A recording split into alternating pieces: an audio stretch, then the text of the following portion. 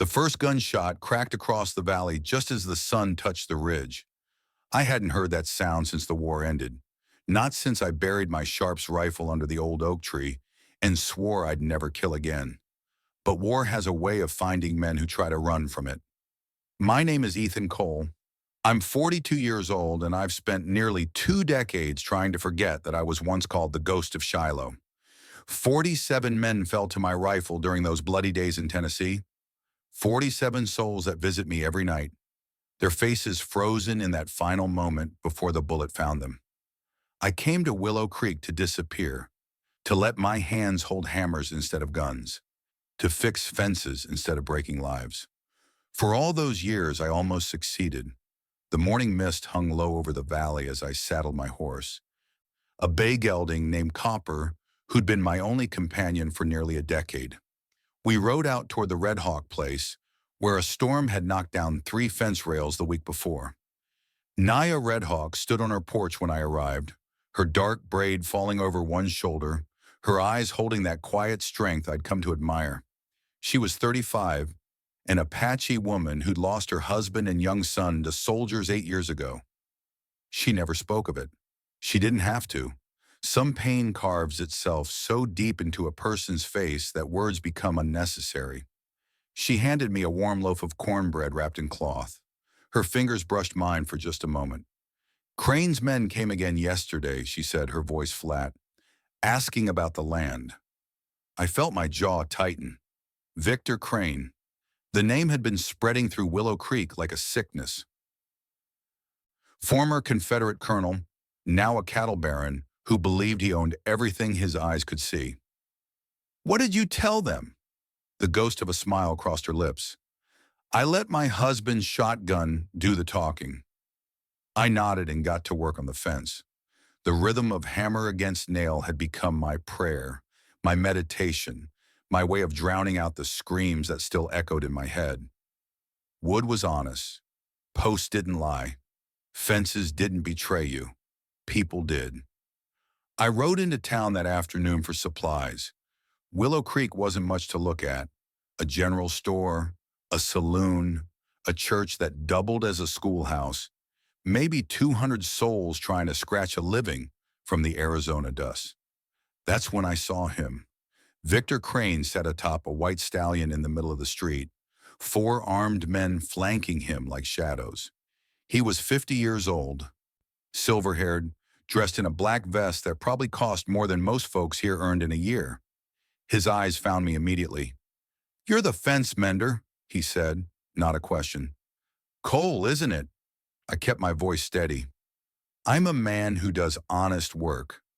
I don't involve myself in land disputes." Crane smiled, but there was no warmth in it. "In Willow Creek, Mr. Cole, there are only 2 kinds of people.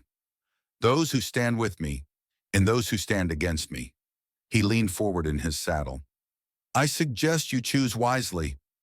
He rode past, his men following, but one of them lingered, a lean man in his late 30s, with a rattlesnake tattoo coiling up his neck, his hand resting on a well-worn pistol grip. Our eyes met. Something cold slithered through my gut. I knew that face. Older now, harder, but I knew it. The last time I'd seen it. It had been twisted in agony, a bullet hole in his chest, screaming his brother's name, Snake McCoy. He smiled at me, a predator recognizing prey. Then he rode on. Clara arrived at my cabin that evening, just as the sun bled red across the horizon. I hadn't seen my foster sister in 3 years. She was 28 now, her blonde hair pulled back, her eyes red from crying. Before I could speak, she threw herself into my arms. "They killed him, Ethan. They killed my Thomas." I held her as she sobbed, piecing together the story between her broken words. Her husband had refused to sell his land to Crane. 3 days later, he was found face down in a creek with 2 bullets in his back. "You're all I have left," she whispered, pressing a kiss to my cheek. I told her she could stay as long as she needed. The spare room wasn't much, but it was safe, at least I hoped it was. What I didn't know was that Naya had been walking past on the road. She saw Clara in my arms. She saw the kiss on my cheek, and she drew her own conclusions. I wouldn't understand that pain until it was almost too late. The saloon was half empty when I walked in that night, looking for nothing more than a whiskey to quiet my thoughts. I found a corner table, my back to the wall. Old habits from old wars. The doors swung open. Snake McCoy strode in like he owned the place. He stopped in the middle of the room, his voice carrying to every corner. "You all know the fence mender, don't you? Quiet fellow, keeps to himself, fixes your barns and your corrals." He paused, letting the silence build. "But I wonder if you know who he really is." My hand moved slowly beneath the table, fingers touching the knife strapped to my thigh. It was all I carried now. It wouldn't be enough. "Back during the war," Snake continued, "there was a sniper at Shiloh, Union boy. They called him the Ghost. Killed 47 Confederate soldiers in 3 days. Shot them from a hilltop while they tried to save their wounded. 47 of our brothers, our fathers, our sons." The room had gone still. I could feel every eye turning toward me. "That man is sitting right there." Snake pointed directly at my chest. "Ethan Cole, the Ghost of Shiloh." I met his gaze and held it. "The war ended 17 years ago."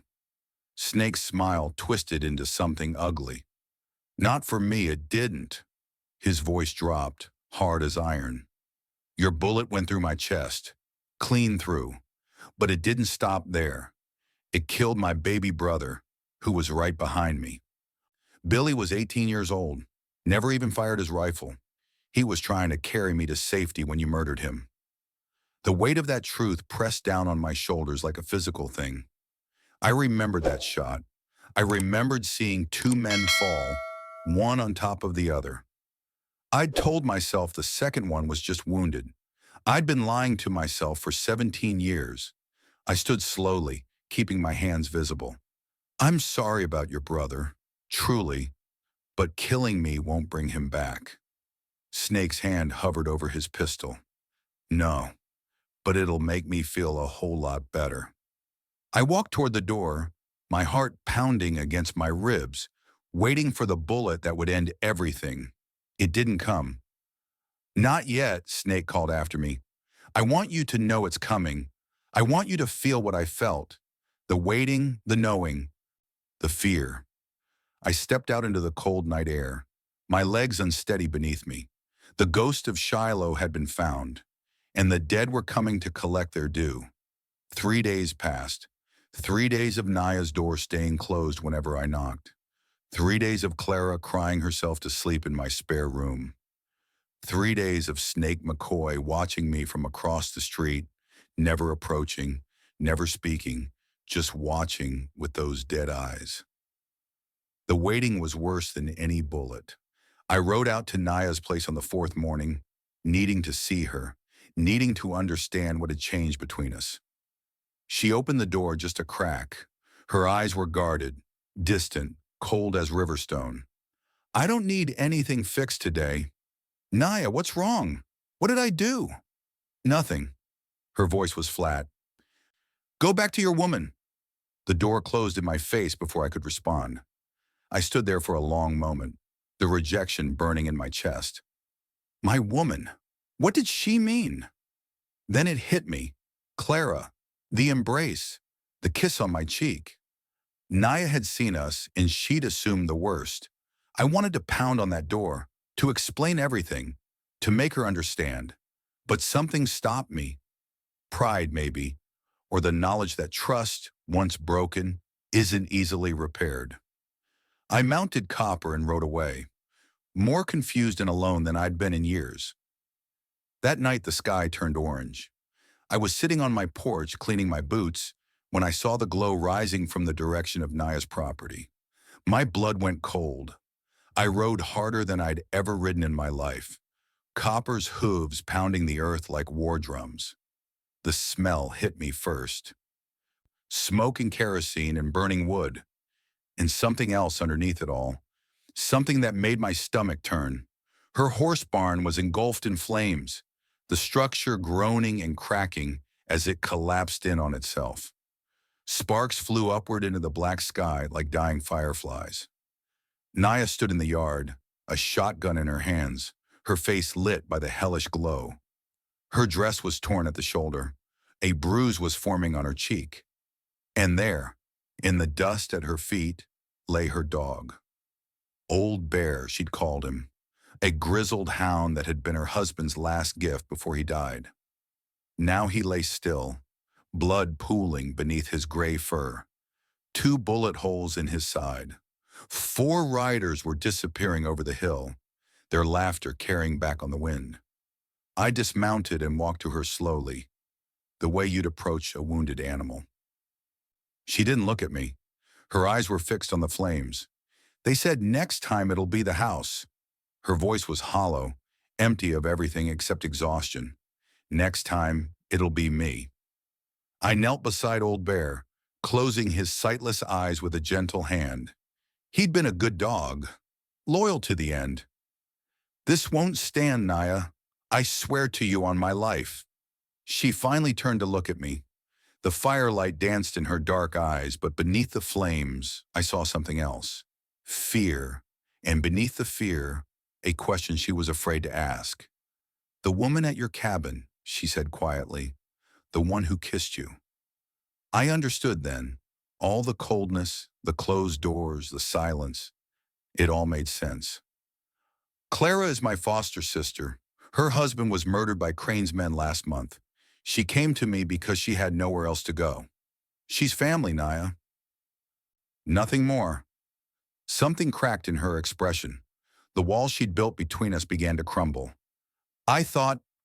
She stopped, her voice breaking. "I know what you thought." I stood and faced her fully, close enough to see the tears she was fighting to hold back. "And you were wrong."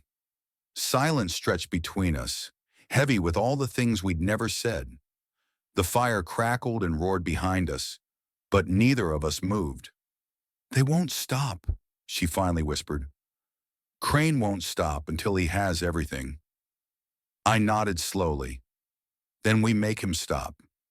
That night, I did something I'd sworn I would never do again. I went to my cabin. I pulled the locked wooden box from beneath my bed, the one I hadn't opened in 17 years. My hands trembled as I turned the key.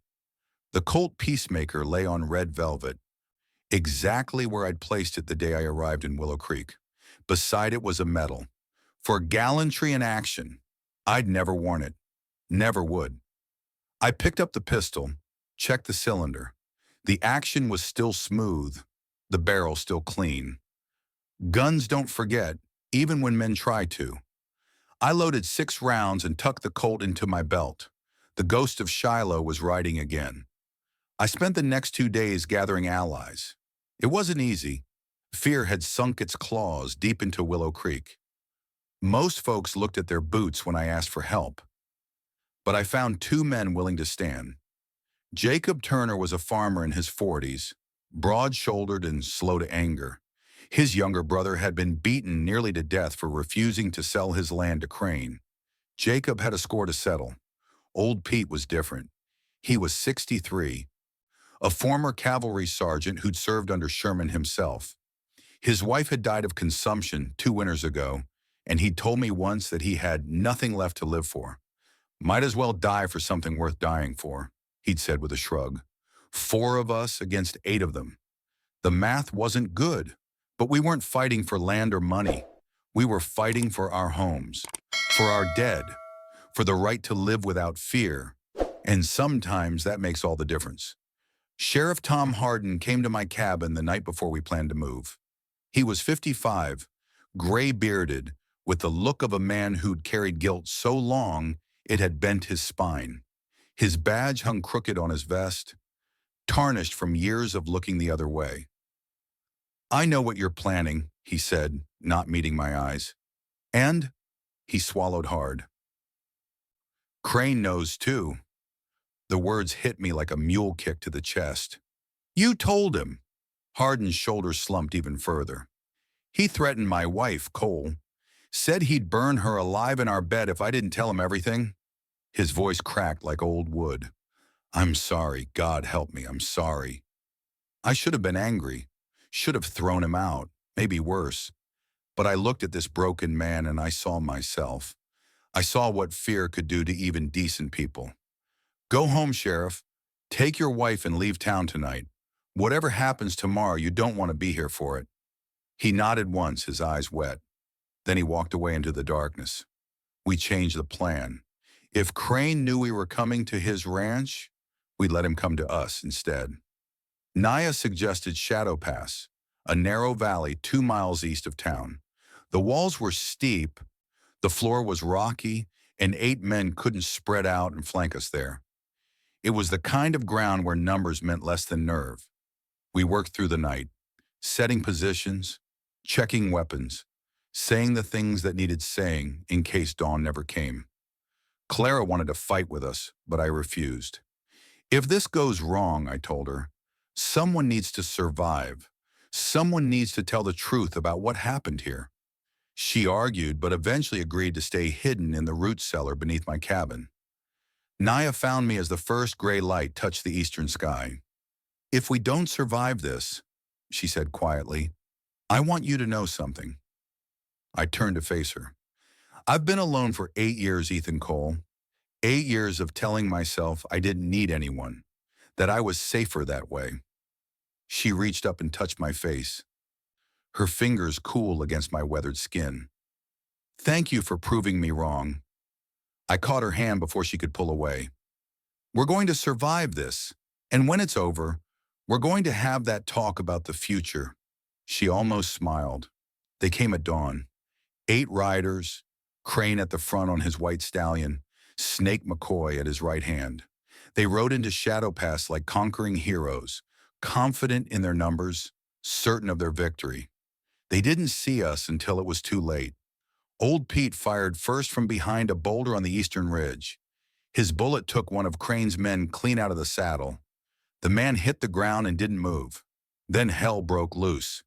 The pass erupted in gunfire. Horses screamed and reared. Men shouted orders that no one could hear over the thunder of guns. Dust and gun smoke filled the air until I could barely see 20 feet in front of me. I fired the Colt with a steadiness I thought I'd lost, each shot finding its mark. The first man dropped with a hole in his chest. The second caught a bullet in the throat and fell gurgling into the dirt. A third tried to ride past my position, and I put him down with a shot between the shoulder blades. Years of killing don't leave a man's hands, no matter how hard he tries to forget. Naya fought like a wildcat beside me. Her shotgun roared twice, and 2 more of Crane's men fell.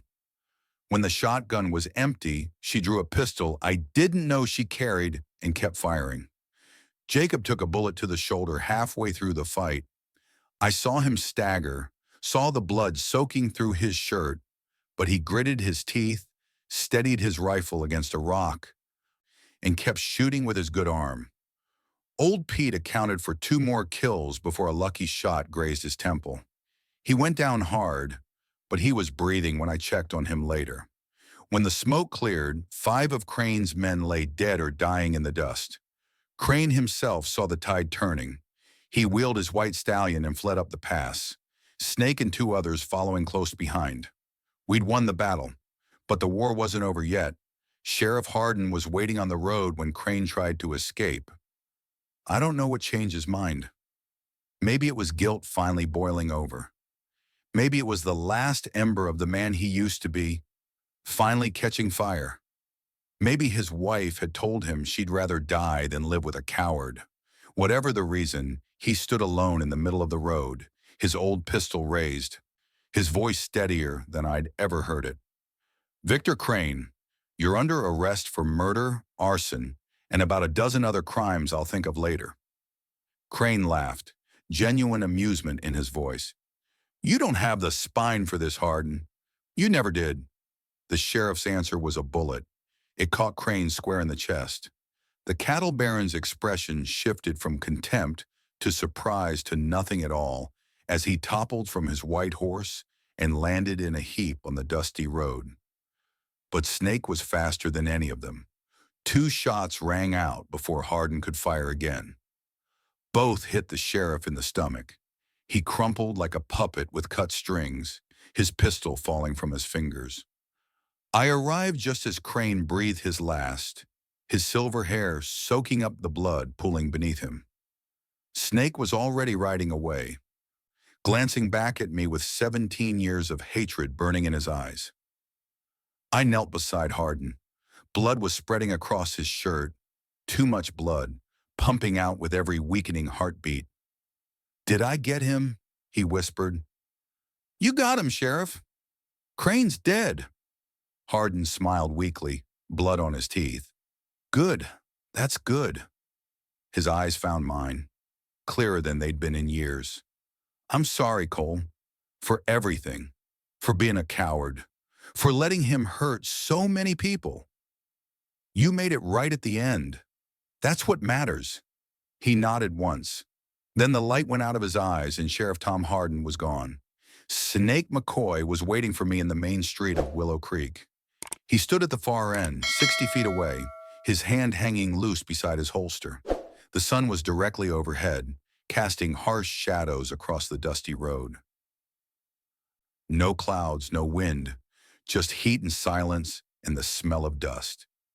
The whole town had come out to watch. They lined the wooden sidewalks like mourners at a funeral, silent, barely breathing. I saw faces I recognized: the shopkeeper, the preacher, the widow who ran the boarding house, all of them watching, all of them waiting. I walked towards Snake slowly, my boots raising small clouds of dust with each step. My Colt was holstered at my hip. My hands were steady. My heart was not. 50 feet, 40, 30. I stopped. 17 years, Snake called out, his voice echoing off the false fronts of the buildings. "I've waited 17 years for this moment. It doesn't have to end this way." His laugh was bitter as alkali water. "Yes, it does. One of us killed the other's brother. One of us has to pay. That's how it works. That's how it's always worked." I thought about his brother. Billy, he'd called him. 18 years old, never fired his rifle. Dead because he was standing in the wrong place when I pulled the trigger. Dead because he was trying to save his wounded brother's life. I thought about the 47 men whose faces still haunted my dreams. All those sons and brothers and fathers, cut down from a hilltop by a man they never even saw. I thought about Naya, watching from somewhere I couldn't see. I thought about the life that might be waiting if I survived the next 10 seconds. "Whenever you're ready," I said. Snake's hand moved. Mine moved faster. 2 shots cracked across the street, so close together they sounded like one. The echoes bounced off the buildings and faded into the desert beyond. Snake staggered backward, a red bloom spreading across his chest. He looked down at it with something like wonder, then back up at me. Pain flared through my left arm. His bullet had caught me above the elbow, punching through muscle but missing bone. Blood ran down my wrist and dripped from my fingers into the dust. Snake fell to his knees, then slowly onto his side. His pistol slipped from his fingers. I walked to him, my own pistol still in my hand, and knelt beside him in the dirt. His eyes found mine. They were clearing now, the hatred fading into something else, something almost like peace. "You're still fast," he rasped, "still the ghost." I never wanted to be the ghost. I just wanted to survive the war. Didn't we all? He coughed, blood on his lips. Billy, he used to talk about what he'd do after. Wanted to be a school teacher, if you can believe that. Big dumb kid wanted to teach children to read. "I'm sorry," I said, and I meant it more than I'd ever meant anything. I've been sorry every day for 17 years. Something shifted in his expression. Not forgiveness. That would be too much to ask. But maybe understanding, maybe recognition that we were both just men caught up in something bigger than ourselves. War makes monsters of us all, he whispered. Then he closed his eyes and Snake McCoy went to find his brother. 2 weeks later, I stood with Naya beside a newly mended fence, watching the sun sink toward the horizon. The sky was painted in shades of gold and red and purple, the kind of sunset that makes you believe in something bigger than yourself. My arm was still bandaged, but the wound was healing clean. Some wounds do that when you give them enough time and enough reason to heal. Clara had left the week before, heading east to stay with distant relatives in Missouri. She'd kissed my cheek again before she climbed onto the stagecoach, and this time Naya was standing right beside me, her hand in mine. She seems like a good woman, Naya had said, watching the coach disappear into the dust. She is. She'll find her way. Old Pete had survived his wound, though he complained about headaches for days afterward. Jacob's shoulder was mending slowly, and his wife had threatened to tie him to his bed if he tried to lift anything heavier than a coffee cup. We'd buried Sheriff Hardin in the cemetery on the hill, next to his wife who'd passed years before. A lot of folks came to the funeral who I wouldn't have expected. Turns out people remember courage, even when it comes late. Crane's empire crumbled fast. His men scattered to the four winds, and the territorial marshal came down from Prescott to sort out the land claims. Most of the ranchers got their property back. The ones who'd sold under duress got first right to buy it again. Justice moves slow in the territories, but sometimes it moves. "Are you staying?" Naya asked quietly, her voice soft in the evening air. I turned to look at her, this strong, beautiful woman who'd survived more than most people could imagine, who'd opened her door to me even when she had every reason to keep it closed, who'd fought beside me when easier paths were available. "That depends," I said. "Is there anyone around here who needs a fence mended?" The corner of her mouth twitched. "I might know someone." I took her hand. Her fingers were warm against mine. "I spent 17 years running from who I used to be," I said, "trying to bury the ghost under honest work and quiet days. But you can't outrun your past. You can only face it." She squeezed my hand. "And now? Now I'm done running." I looked out at the valley spread below us, golden in the fading light. For the first time since the war, I have a reason to stay. We stood together as the sky darkened and the first stars appeared. Two scarred souls who'd somehow found each other in this harsh and beautiful land. I'd carried death with me for so long, I'd forgotten what it felt like to think about living. Naya reminded me. The following week, a stranger rode into Willow Creek. He wore a long duster coat despite the heat, and his horse was lathered like he'd been riding hard for days. He stopped at the saloon and asked the barkeeper about a man called Cole, a fence mender who used to be something else. The barkeeper shrugged and said he didn't know anyone by that name. The stranger smiled, ordered a whiskey, and said he'd wait. Some ghosts never stop following, but that's a story for another time.